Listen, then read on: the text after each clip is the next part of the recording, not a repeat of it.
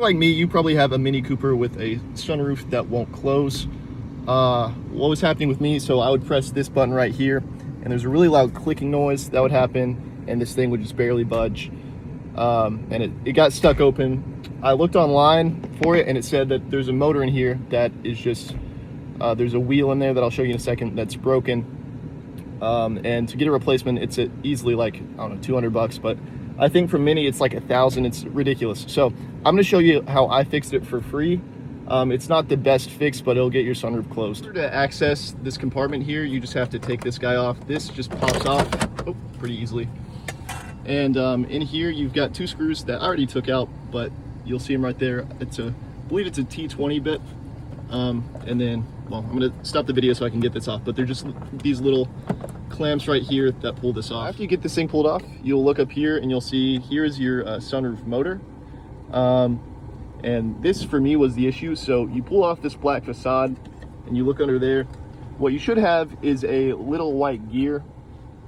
I had to break the gear off, and I'll explain to you what I did, but basically my gear was up there and it was cracked and it was not allowing it to spin properly. So what I did was I removed this guy with these 3 T25 bolts, and there was also back here, there's this little plug, which I already removed. And I pulled this thing off, and just with a hammer and a chisel, I broke this gear out. And it's just plastic, so it'll come off, and leaving this little metal thing right here.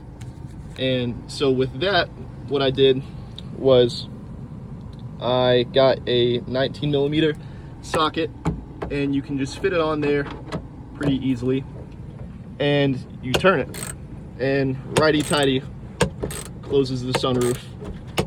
And it's pretty slow, so it's definitely not ideal, but you can get it to the point where you can close your sunroof.